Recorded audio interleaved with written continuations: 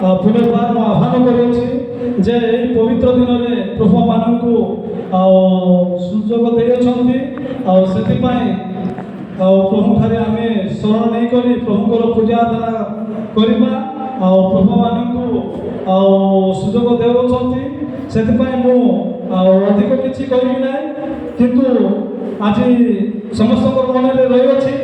Pastor भी आसना पवित्र एत समय होगा हालेलुया एत समय होगा समय बीती जाऊँगी तथापि पास्टर देखा साक्षात ना किंतु पास्टर से हैदराबाद में अच्छी हालेलुया से सप्ताह कहीं आम प्रभुकर लोक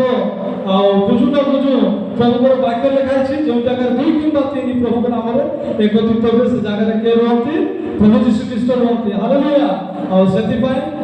सप्ताह आम चलवा आम सब किसी करवा हालेलुया आसतु आम सुंदर भाव में प्रभुकर गीत गायक प्रभुकर प्रशंसा कलु ए समय किसी समय प्रभुकर नाम आम वाक्य शुणा जावा अधिक किसी कहबी ना समस्त मन में चिंता विषय रही थाए एमती जगत में कहीं भी न थाए जे कि बिना चिंतार ए जगत में बसवास कर किंतु ए जगत में चिंता समस्त मन में रही थाए चाहे धनी हो गरीब हो जेकोसी लोक हो से रजा हो प्रजा हो समस्त मन में चिंता थाए से प्रभुकर वाक्य में लिखाई माथ्यू तार 6 अध्याय 25 आम पढ़ी से जीवा तार 25 लिखाई षष्ठ भाव लिखाई कौन सी विषय पर चिंतित न हो के जन पढ़े माथ्यू तार 16 अध्याय 6 अध्याय तार 15 25 पद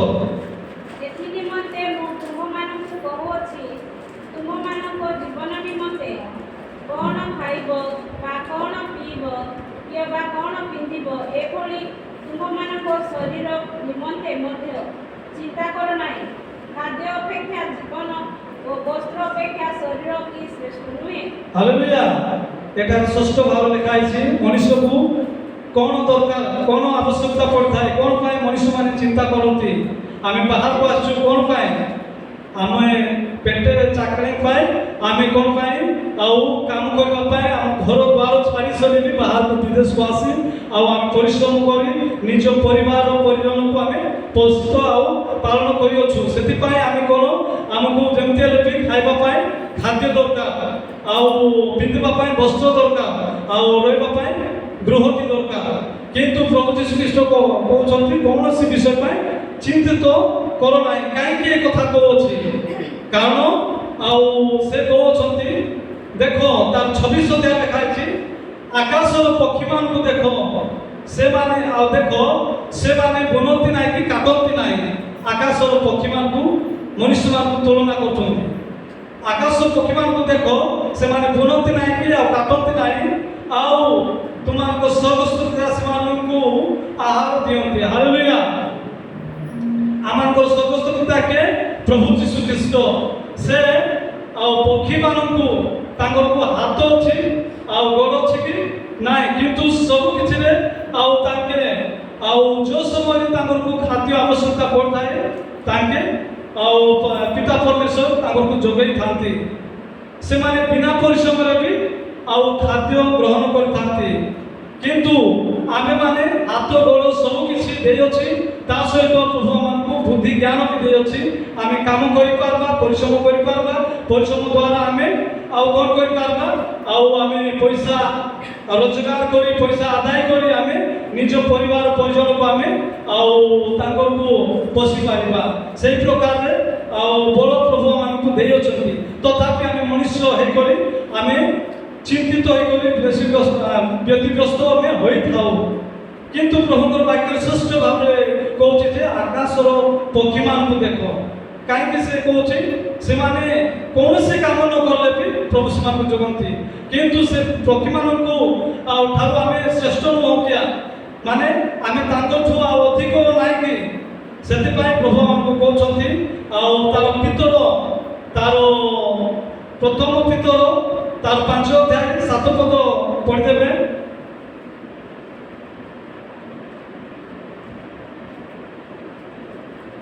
ତୁମମାନଙ୍କ ସମସ୍ତ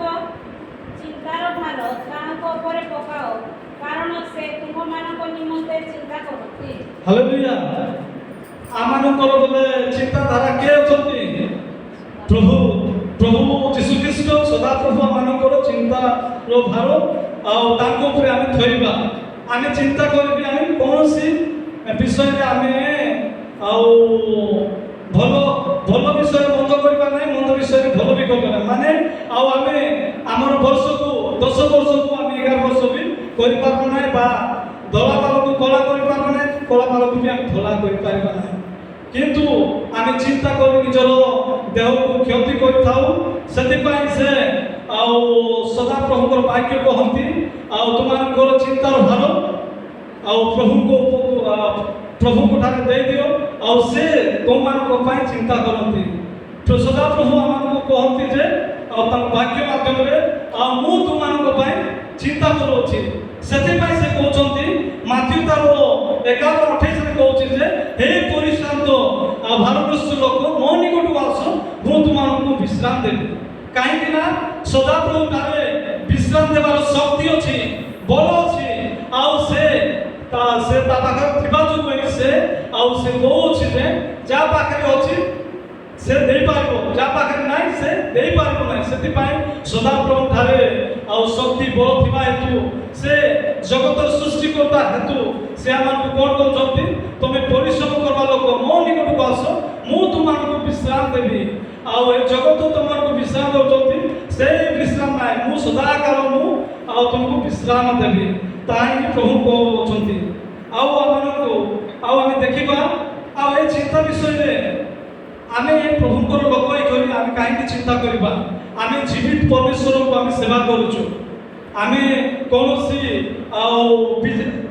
କୌଣସି ବୋଲେ ଯେ ଆମେ ନ ଜାଣିବା ପରମେଶ୍ୱରକୁ ଆମେ ପ୍ରେମ ଆଉ ବିଶ୍ୱାସ କରୁନା,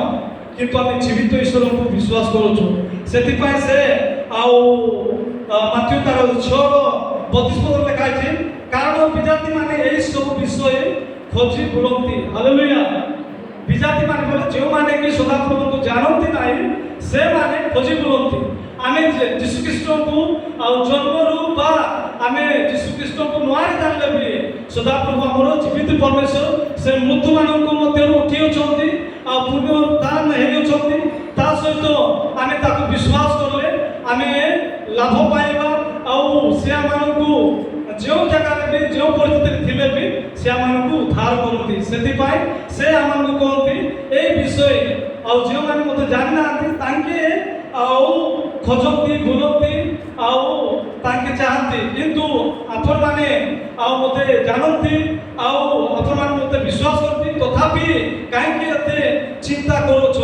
ପ୍ରଥମରେ ମୋ ବିଷୟରେ ଚିନ୍ତା କର ବୋଲି ସେ ସଦାପ୍ରଭୁ କହନ୍ତି। ସେଥିପାଇଁ ପ୍ରଭୁଙ୍କର ବାକ୍ୟ ଲେଖା ଅଛି ତାର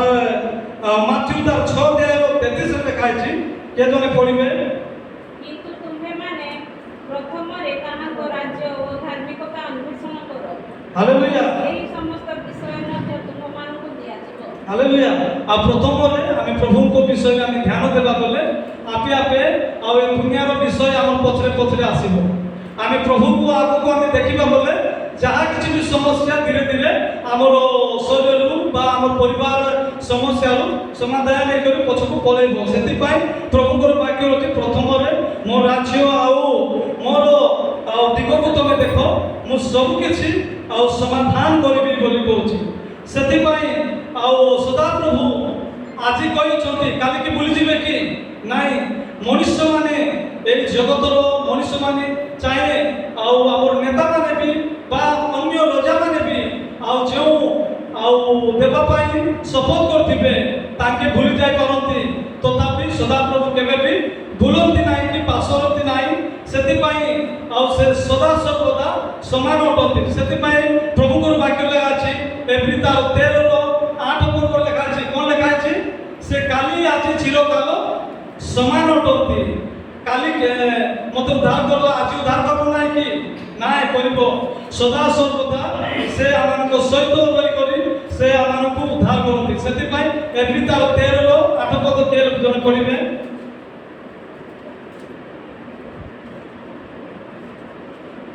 যীশুখ্রিস্ট কালি ও আজি ও অনন্ত কাল সমান অটନ୍ତି। ହାଲେଲୁୟା ଆଉ ସଦାପ୍ରଭୁ ଆମକୁ କହନ୍ତି ସେ କାଲି ଆଜି ଚିରକାଳ ସମାନ ଅଟନ୍ତି ସେଥିପାଇଁ ଆଉ ସେ ଆମକୁ କ'ଣ କହନ୍ତି ତମେ ଚିନ୍ତିତ ହେଉନ ଆଉ କୌଣସି ବିଷୟ ପାଇଁ ଖାଦ୍ୟ ପାଇଁ ବା ବସ୍ତ୍ର ପାଇଁ ବା ରହିବା ପାଇଁ ଗୃହ ପାଇଁ ଆମେ ଚିନ୍ତିତ ହେବା ନାହିଁ ଆଉ ପ୍ରଭୁଙ୍କଠାରେ ଆମେ କ'ଣ କରିବାର ଅଛି ଆମର ଚିନ୍ତାର ଭାର ତା ଉପରେ ଆମେ ଥୋଇଦେବାର ଅଛି ମାନେ ଆମେ ଦେଇଦେଲେ ପ୍ରଭୁ ଆମମାନଙ୍କୁ ଆଉ ସେ ସମ୍ଭାଳ କରି ନେବେ ଆଉ ସେଥିପାଇଁ ଯିଶାୟ ତାର ଆଉ 49 ର 13 ପଦରେ ଲେଖା ଅଛି 50 ର 15 ଠିକ କରିଦେବେ ଯିଶାୟ ତାର 49 ର 15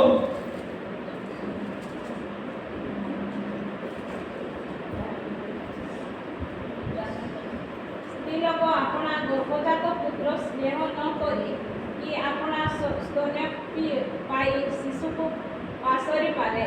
ଓ ଏମାନେ ପାଶରି ପାରନ୍ତି ତଥାପି ଆମ୍ଭେ ତୁମ୍ଭମାନଙ୍କୁ ପାଶରିବା ନାହିଁ। ହାଲେଲୁୟା ଏଠାରେ ଷଷ୍ଠ ଭାବରେ ଲେଖା ଅଛି ମା ବୋଲେ ପିଲାମାନଙ୍କ ପାଇଁ କେତେ ଯତ୍ନପୂର୍ବକ ସେବା ସୂତ୍ର କରିବ ଆଉ ମାର ପ୍ରେମ ବୋଲେ ଜଗତ ପାଇଁ ଆଉ ଜୀବନ ପାଇଁ ଆଉ ସବୁଠୁ ଶ୍ରେଷ୍ଠ ପ୍ରେମ ପିଲାମାନଙ୍କ ପାଇଁ ବାପା ପ୍ରେମ ଥାଉଛି ତଥାପି ମାର ପ୍ରେମ ଅଧିକ ସେ ମା ପରି ଲୋକ ଆଉ ପିଲାମାନଙ୍କୁ ନିଜର ଆଉ କ୍ଷୀର ଦେବା ପିଲାମାନଙ୍କୁ ଭୁଲି ଯାଇପାରେ କିନ୍ତୁ ସଦାପ୍ରଭୁ କେବେ ବି ଭୁଲନ୍ତି ନାହିଁ ବୋଲି ପ୍ରଭୁଙ୍କର ବାକ୍ୟରେ ଷଷ୍ଠ ଭାବ ଲେଖା ଅଛି ସେଥିପାଇଁ ଆମେ ଗୋଟେ ଟାଇମରେ ଭାବିଥାଉ ମୁଁ ଜଣେ ଲୋକ ହେଇଛି ଆଉ ମୋ ପାଖରେ କେହି ନାହାନ୍ତି ମୁଁ କ'ଣ କରିବି କିନ୍ତୁ ସେ ସମୟରେ ପ୍ରଭୁଙ୍କର ଦୂତ ପ୍ରଭୁଙ୍କର ଉପସ୍ଥିତି ସେ ସମୟରେ ରହିଥାନ୍ତି ଆଉ ସେ ଆମମାନଙ୍କୁ ଉଦ୍ଧାର କରି ନେଇଥାନ୍ତି ସେଥିପାଇଁ ଆମେ କୌଣସି ବିଷୟ ପାଇଁ ଚିନ୍ତିତ ହେବା ନାହିଁ କାହିଁକି ମୁଁ ବି ଜଣେ ଲୋକ ରହୁଛି ତଥାପି ପ୍ରଭୁ ସେଇ ପ୍ରକାର କଷ୍ଟ ଦୁଃଖ ଯନ୍ତ୍ରଣା ସବୁ କିଛି ଆସେ ଆଇବ ଜୀବନରେ ତ ଆପଣମାନେ ଜାଣିଥିବେ ଜାଣିଛନ୍ତି ଆଇବ ଆଉ ତାକୁ ଆଉ 7ଟି ପୁଅ ଥିଲା 3ଟି କନ୍ୟା ଥିଲା କିନ୍ତୁ ସମସ୍ତେ ଭୂମିସାତ ମାନେ ମରିଗଲେ କିନ୍ତୁ ଆଇବ ଆଉ ଧୈର୍ଯ୍ୟର ସହିତ ପ୍ରଭୁଠାରେ ଲାଗି ରହିଲା ଆଉ ଲାଷ୍ଟରେ କ'ଣ ହେଲା ଆଇବ ତାର ମାଇକିନା ବି ତାକୁ କ'ଣ କହିଲା ମାଇକିନା ଆଉ ସ୍ୱାମୀ ବୋଲେ ଭଲ ପ୍ରେମରେ ରୁହନ୍ତି ବୋଲି କିନ୍ତୁ ତାର ମାଇକିନା ବି ତାକୁ ଗାଳି କରଲା ତୁମ ନିଜ ପ୍ରଭୁକୁ ଆଉ ତମେ ଗାଳି କରି ଆଉ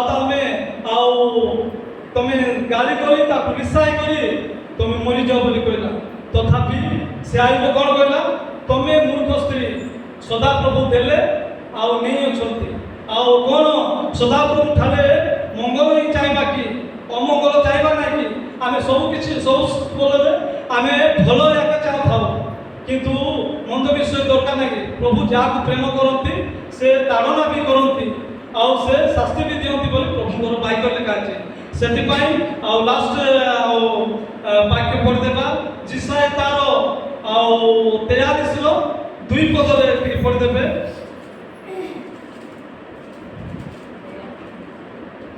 जिशाय तार 43 verse 2 जब तू जल में होकर जाए मैं तेरे संग संग रहूंगा और जब तू नदियों में होकर चले तब वे तुझे ना डुबा सकेंगी हालेलुया जब तू आग में चले तब तुझे आँच न लगेगी और उसमें लौ तुझे न जला सकेगी ओडिया टिके पढ़ देबे 43 ର 2 ପଦ ତୁମ୍ଭେ ଜଳ ମଧ୍ୟ ଦେଇ ଯିବା ବେଳେ ଆମ୍ଭେ ତୁମ୍ଭ ସଙ୍ଗୀ ହେବା ମଦ ନଦୀ ମଧ୍ୟରେ ଗମନ କଲେ ସେହି ସବୁ ତୁମ୍ଭକୁ ମଗ୍ନ କରିବ ନାହିଁ ତୁମ୍ଭେ ଅଗ୍ନି ମଧ୍ୟରେ ଗମନ କରିବା ବେଳେ ଦଗ୍ଧ ହେବ ନାହିଁ କିମ୍ବା ଅଗ୍ନି ଶିଖା ତୁମ୍ଭର ତାହା ଜନ୍ମାଇବ ନାହିଁ। ହାଲେଲୁୟା ସଦାପ୍ରଭୁ ଷଷ୍ଠ ଭାବରେ ପ୍ରଭୁଙ୍କର ବାକ୍ୟ ପଢ଼ିବା ଦ୍ୱାରା ଆମେ ବୁଝିପାରିଲୁ ଯେ ଏଠାରେ କ'ଣ କହନ୍ତି ତମେ ଜଳ ଦେଇଗଲେ ବୋଲେ ଆମେ ନଦୀ ଦେଇଗଲେ ହେଲେ ବି ସଦାପ୍ରଭୁ ମାନଙ୍କର ସହବର୍ତ୍ତୀ ଅଟନ୍ତି କାହିଁକି ନା ମଶା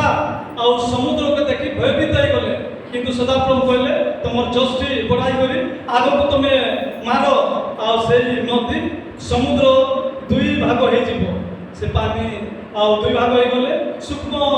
ଆଉ ରାସ୍ତା ହେଇଗଲା ଆଉ ସେ ମଧ୍ୟରେ ତାଙ୍କେ ଚାଲିଗଲେ ସେଇ ସଦାପ୍ରଭୁମାନଙ୍କୁ ବି କହୁଛନ୍ତି ତମେ କୌଣସି ବି ଆମମାନଙ୍କ ଆଉ ପରିବାରରେ ଅନେକ ବଡ଼ ବଡ଼ ସମସ୍ୟା ଆସିଥାଏ ଆମମାନଙ୍କ ଜୀବନରେ ମୋ ଜୀବନରେ ଅନେକ ସମସ୍ୟା ଆସିଥାଏ ଅଛି କିନ୍ତୁ ଆଉ ପ୍ରଭୁ ସଦାପ୍ରଭୁ ସେ ଜୀବିତମାନଙ୍କ ଈଶ୍ୱର ସେ କଢ଼େଇ ନେଉଛନ୍ତି ସେଥିପାଇଁ ଆମେ କୌଣସି ବିଷୟ ପାଇଁ ଆମେ ଚିନ୍ତିତ ନ ହେଉ ଏହି ସଂସାରରେ ଆମେ ଦେଖିଥାଉ ଅନେକ ଲୋକ ନିଜ ଶଯ୍ୟାଗତ ହେଇକରି ମୃତ୍ୟୁବରଣ କରି ଆଉ ଯାଉଛନ୍ତି କିନ୍ତୁ ସଦାପ୍ରଭୁ ଆମମାନଙ୍କୁ ଜୀବିତମାନଙ୍କ ମଧ୍ୟରୁ ସେ ଜୀବିତ ରଖିଅଛନ୍ତି କାହିଁକି ନା ସଦାପ୍ରଭୁ ଜୀବିତ ଈଶ୍ୱର ଅଟନ୍ତି ସେଥିପାଇଁ ପ୍ରଭୁଙ୍କର ବାକ୍ୟ ହେଉଛି ତମେ ନଦୀ ଦେଇ ଗଲେ ବି ମୁଁ ତମ ସହିତ ଅଛି ତମେ ଅଗ୍ନି ଦେଇ ଗଲେ ବି ମୁଁ ତମ ସହିତ ଅଛି ତମେ ଜଳ ସମସ୍ୟା ଦେଇ ଗଲେ ବି ଯେଉଁ ପରିସ୍ଥିତି ଥିଲେ ବି ନିଜର ପରିବାର ଲୋକ ଭୁଲିଯିବେ ନିଜର ଆଉ ସମ୍ବନ୍ଧ ଲୋକ ଭୁଲିଯିବେ ନିଜ ସାଙ୍ଗସାଥି ବି ଭୁଲିଯିବେ କେହି ବି ଆମକୁ ଚିହ୍ନିବା ଲୋକ ବି ଅଚିହ୍ନା ଲୋକ ହେଇଯିବେ ଏମିତି ପରିସ୍ଥିତି ବି ଆସିପାରେ ତଥାପି ସଦାପ୍ରଭୁ ମୋତେ ଡାକ ମୁଁ ତୁମ ପ୍ରାର୍ଥନା ଆଉ ଶୁଣିବି ଆଉ ଗ୍ରହଣ କରିବି ଆଉ ତୁମ ସହିତ ସଦା ରହିବି ସେଥିପାଇଁ ପ୍ରଭୁଙ୍କର ବାକ୍ୟ ଲେଖା ଅଛି ଆମମାନଙ୍କର ସବୁର ଚିନ୍ତା ଭାର କାହା ଉପରେ ପକେଇବା ସଦାପ୍ରଭୁଙ୍କ ଉପରେ ପକେଇବା ସେଥିପାଇଁ ପ୍ରଭୁ ଆଉ ଆମମାନଙ୍କର ଚିନ୍ତାର ଭାର ସେ ନିଅନ୍ତି ସେଥିପାଇଁ ପ୍ରଭୁ ଆଉ ସମସ୍ତଙ୍କୁ ଆଶୀର୍ବାଦ କରୁଛେ ଆଉ କୌଣସି ବିଷୟରେ ଆମେ ଚିନ୍ତିତ ନ ହେଇକରି ଆଉ ଧୈର୍ଯ୍ୟର ସହିତ ପ୍ରଭୁଠାରେ ଆମେ ଲାଗି ରହିବା ପ୍ରଭୁ ଏହି ଛୋଟ ବାକ୍ୟ ଦ୍ୱାରା ସମସ୍ତଙ୍କୁ ଆଶୀର୍ବାଦ କରନ୍ତୁ ଆଉ ଗୀତ ଗାଇଲେ ଆମେ ଚାନ୍ଦା ଆଦାୟ କରିବା ହାଲେଲୁୟା।